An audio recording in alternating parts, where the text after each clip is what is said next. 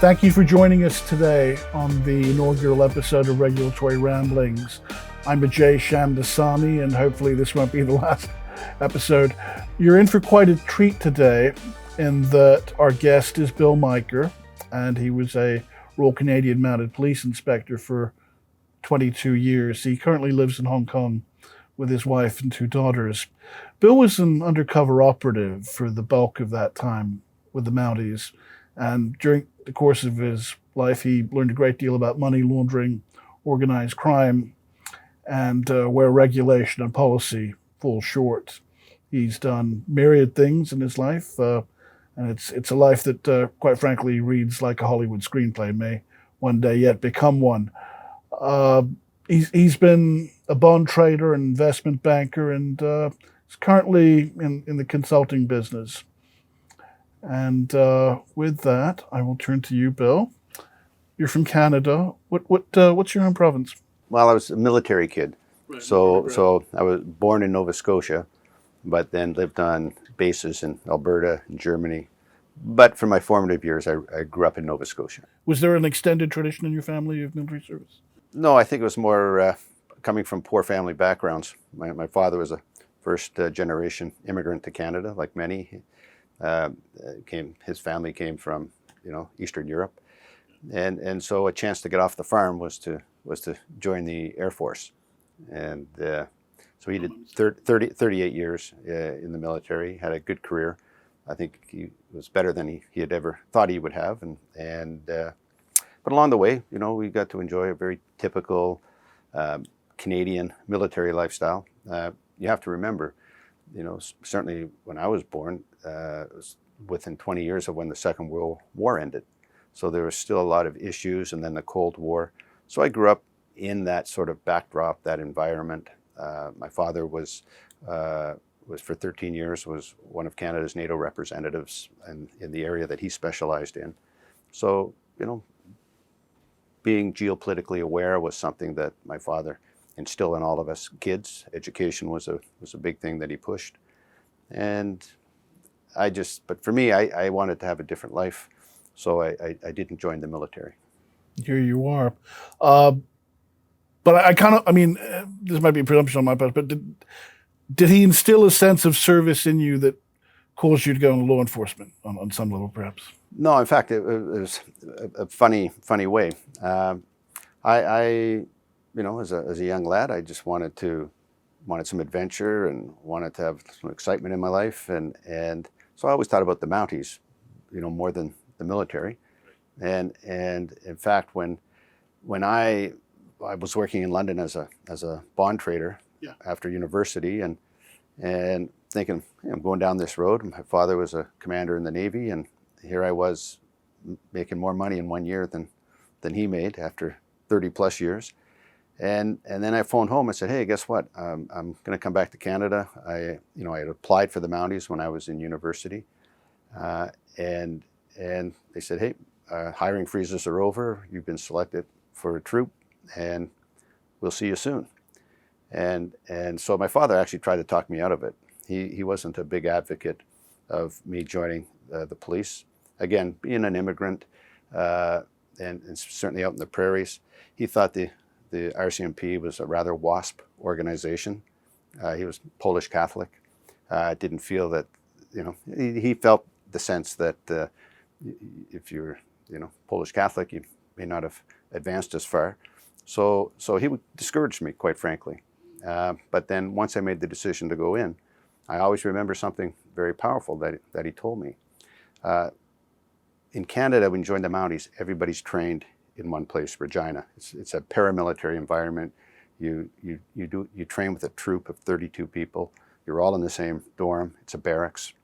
Haircuts every 7-8 days, up by 6, lights out by 10. So very much what you would expect in a military environment. But as my parents were driving me from our home for me to go to the airport to take the 6-hour flight across Canada to Regina, my father gave me the only advice about going. He said, Bill, you know what?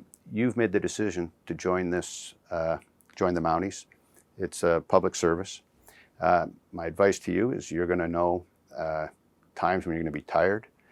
There's times you're going to be maybe afraid. There's going to be times you say, well, why should I do all this? Hey, remember duty to service. You made a decision to serve, then remember duty to service. And when you're tired, when you're frightened, basically deal with it. Get over it and do the commitment to the task that you've voluntarily chosen to do. So I've never forgotten that. And that's sort of the ethos that I brought to my career.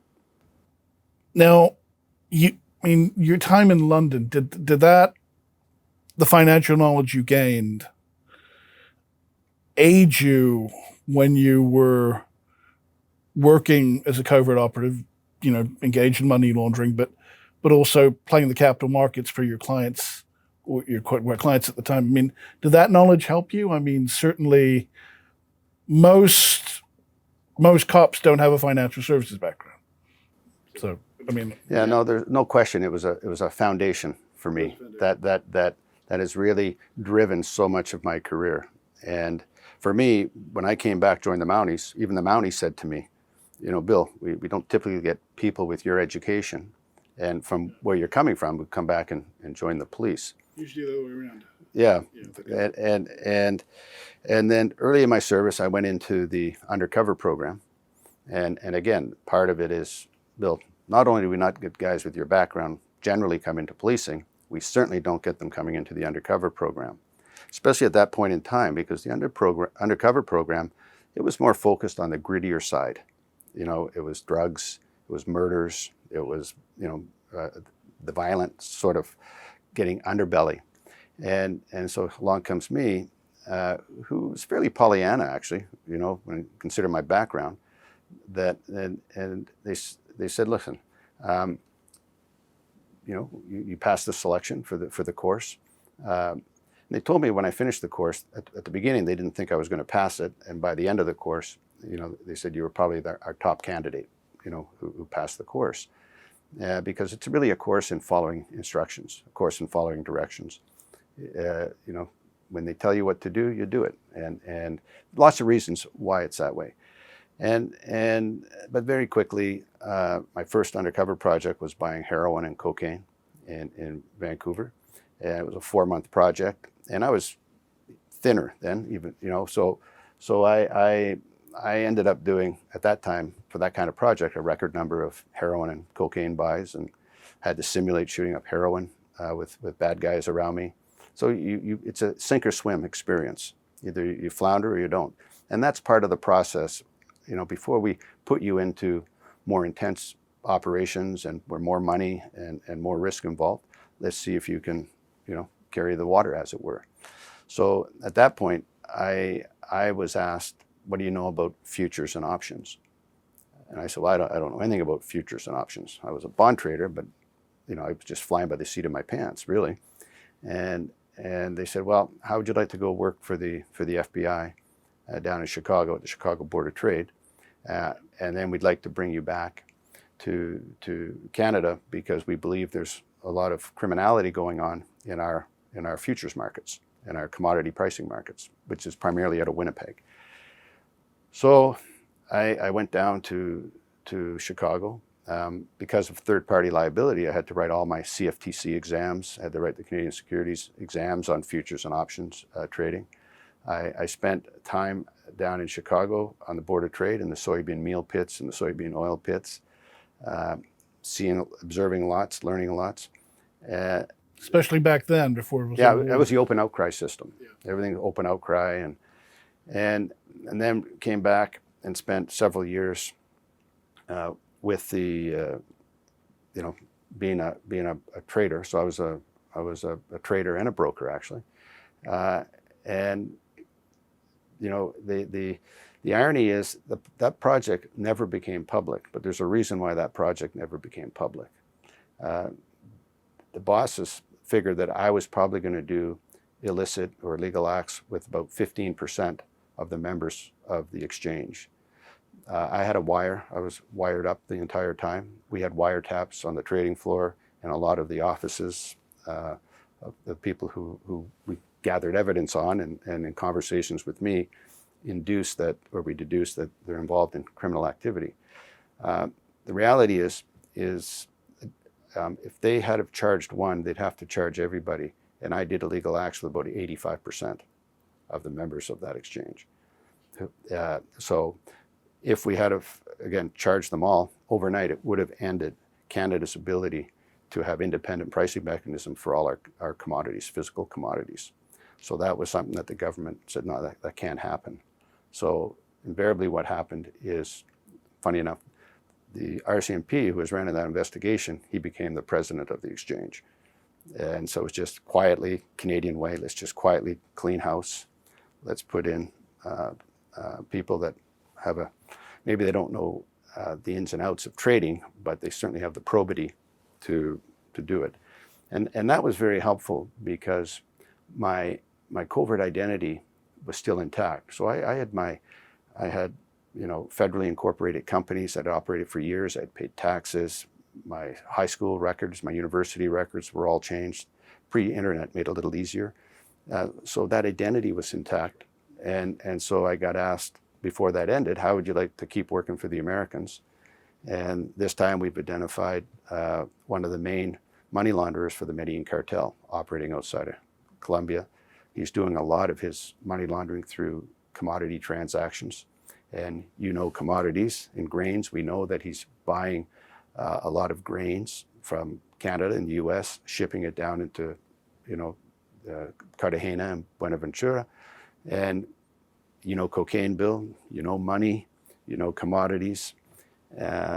So we want you to sit on an airplane seat beside this fellow when he's traveling and engage him.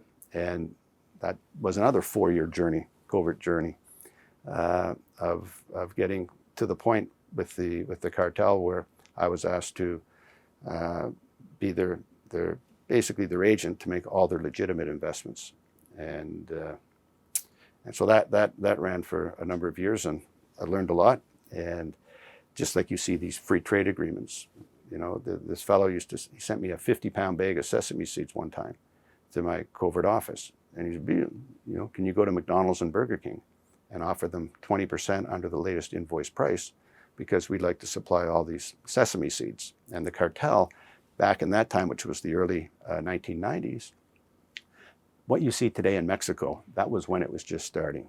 So the cartels were investing and buying legitimate companies in Mexico that were already doing business globally, but certainly into North America.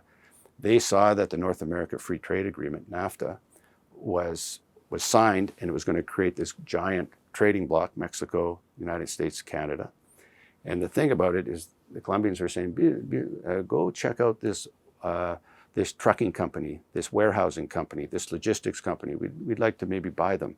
Or and they knew exactly. They were giving me addresses in areas that I knew in Canada very well, because they recognized that with the rollout of NAFTA, they could see which goods are going to be increasing because of tariff rates and the like. And so they were buying companies that allowed them to increase the pipeline of trade so that the bonded goods leaving Mexico.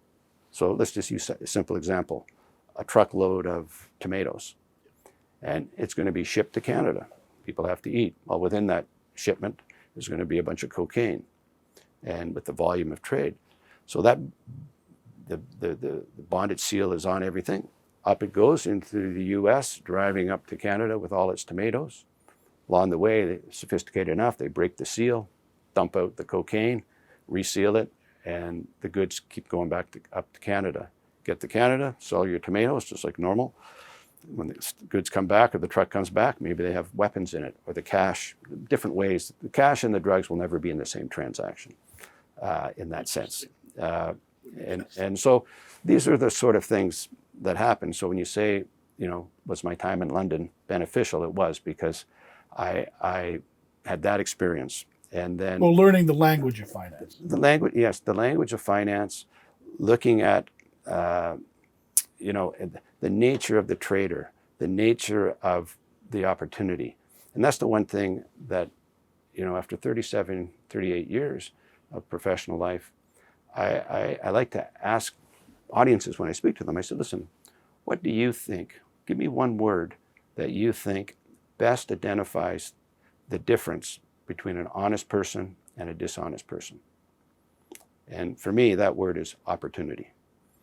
And there's a lot of people who just had an off day, a bad trade, or wife wants something new. Oh, I got an opportunity. Nobody's looking. That type of thing. So a lot of times I found that good people do bad things. Doesn't make them necessarily an evil person. But then there are others who are purely predators. And for me, I learned that I just needed to focus on three things. Whenever I was sent in to meet a target, and targets have included lawyers, they've included judges, they've included CEOs, they've included drug dealers. It didn't matter, terrorists.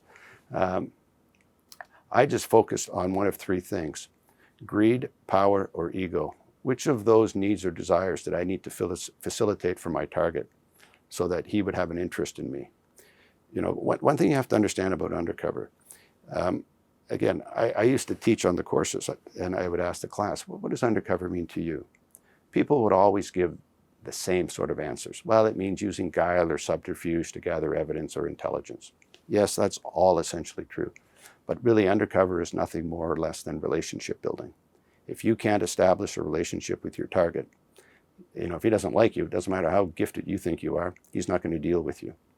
And that's why, like I said, when I sat beside the Major Colombian on the airplane, I was very friendly. I didn't approach him hard on the plane.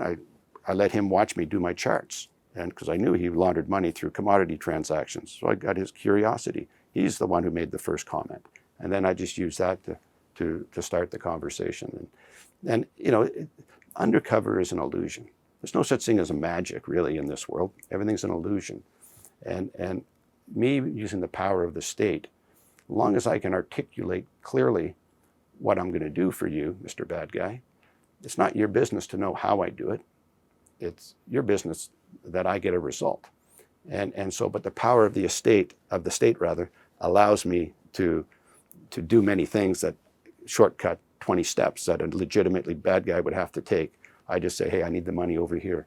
And we just layer it, and we protect where and how that money got there, because it'd all be government funds. But but you still needed to have the language, and you needed to make it so that somebody was interested in talking to you. And so, even post, not to jump ahead too much, but people ask me all the time, how did you go from your career in government doing all that to coming to Hong Kong, doing M&A, representing SOEs, running a listed Chapter 21 fund? I said, well, there really was no difference. It's all about relationships, developing the relationships, listening to what people want, and then being a provider. And it's no different in investment banking. A lot smarter guys out there don't always get the deal. People want to know I like somebody, or I trust them, or I can go out and bet on the horses with somebody. And that's something else that's very important to understand. When it comes to money laundering, forget money laundering as much, but financial crime in general. I've done almost every illegal act, or participated or firsthand observed, that you can do in a public market. I've laundered money through public companies, through factoring. I've provided loans. I provided physical cash to buy shells. Then we do the pump and dumps.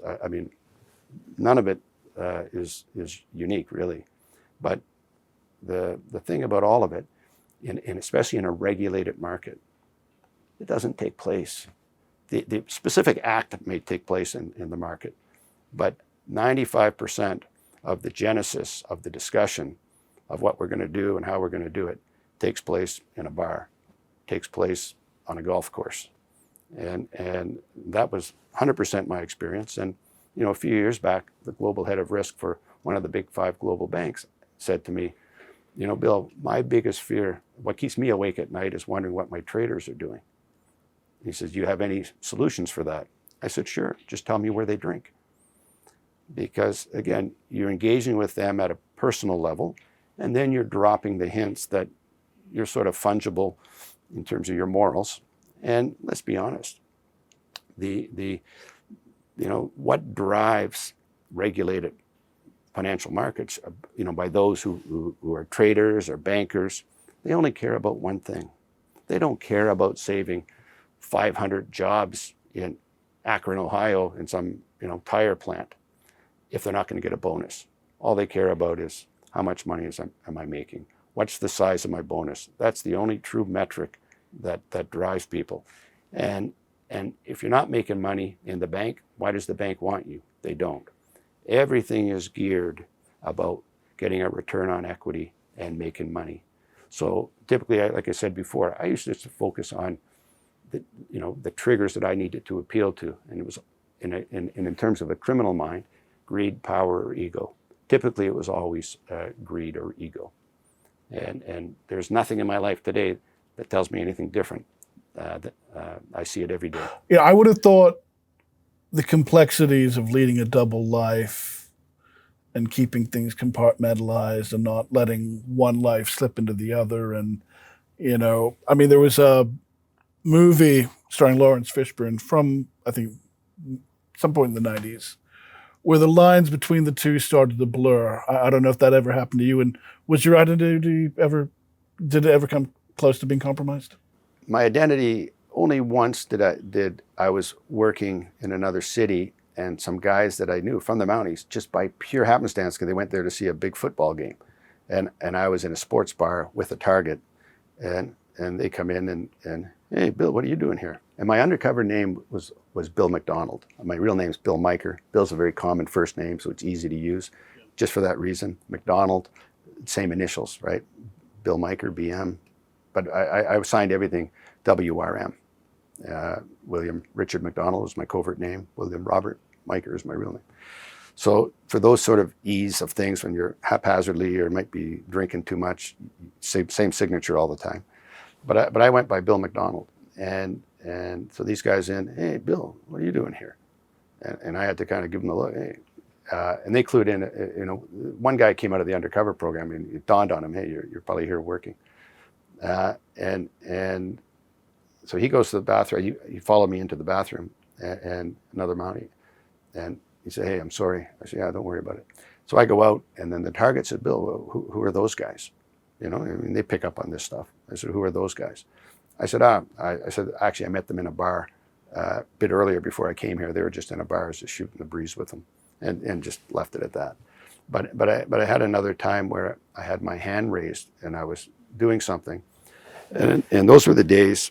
Today, the recording devices are a lot slicker, but in those days, I was wearing what's called a Mini Negra, which is Swiss-made recorder, and so I used to have it.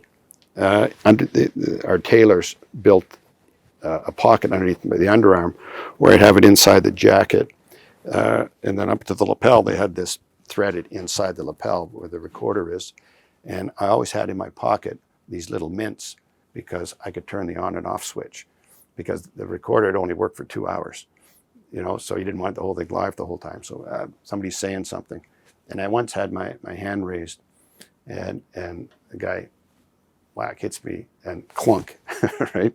Hits the metal. And he said, what's that? Is that a gun? I remember that, the blood just drains from your body. And I said, no, a pocket calculator, just a pocket calculator. But I remember, it kind of rattled me because it so caught me off guard. It was so innocent. And the guy who did it, he wasn't a target. He was just a periphery player. And luckily nobody else kind of clued in or got suspicious. But I said, I got to use the bathroom. And I went to the washroom, and I literally, just like you see in a movie, but I just splashed water on my face just to, because it felt like my face was all red, and to me, that would have been a tell. Yeah, well, in both cases, you showed you could think on your feet. But to go back to the first part of that question, we call it, do you know how to turn it off, or do you live the role? And it's important to understand, certainly in the Canadian model, and I think Canada has one of the genuinely better models of undercover. We don't look for people who can act. The problem with an actor, what do you do when you don't have a script? Do you know what to say? So we look for people who can role play. So if you're legitimately a drug trafficker, you're going to react a certain way if somebody doesn't pay you enough money, or somebody tries to steal your drugs. There's certain ways a real drug dealer will react. There's a real way that a muscle guy is going to react. So we look for people who can role play. But what happens sometimes, as you say, some guys can't seem to turn it off. So me and you might be out there, we're doing it, and then we're just two guys out. You're not my target anymore, but you're with another friend, and you're just out at a Dairy Queen or you're out at a golf course, and then somebody treats you a certain way, and you just kind of snap at them, and people are like, what the hell's your problem? You pick up that guys sometimes blur that a little bit. But we do a lot of screening for that after every long-term project. And there's very few people who did as much long-term as I did, quite frankly. But you would have your psych assessments on a long-term project. You're supposed to have them every 6 months, but a lot of things about policy don't get followed when you're operational.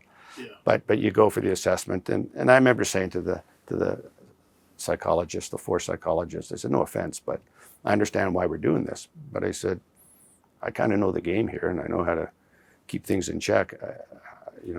I can tell you exactly what you want to hear, because I know what you're looking to hear. He says, yeah, you can. He says, Bill, that's true, but this is really here for your sake, and what are you doing? How are things with you? So I get the game. I actually took it as an opportunity. Say, yeah, sure. I didn't play the game. I actually was fairly open about yeah, this was my experience to date. Yeah, a little frustrated about that. Yeah, home life is suffering a bit.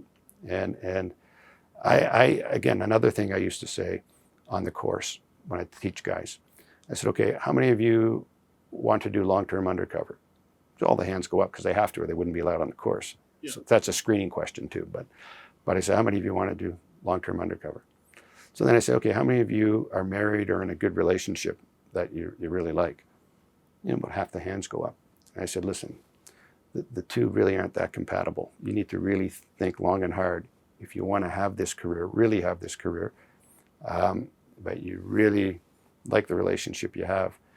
You get working as much as you think you're a dedicated husband or wife. When you get operational, you're going to be focused on that all the time. When I used to be able to come home, because policy said I could come home every 6 weeks for a weekend. Well, it's not practical when you're operational. But I found that there were times, okay, Bill, time to go home for a weekend. I actually didn't want to. I'd rather stay. I'm in the groove, right, with the bad guys. And so you go home, and then you're dealing with mundane issues when you get home. And, your partner is frustrated because nobody's there for a year. And so it does have a lot of that ripple effect, no question. But I really think it's more single man's life, for at least the kind of work I did. Was there anything in particular that stood out about your career as an undercover operative? Funny enough, it sounds a little bit odd, but as far as I know, I'm sure there might be others, but as far as I know, I'm the only person who has a legal opinion from the U.S. Department of Justice that I can have sex on the job.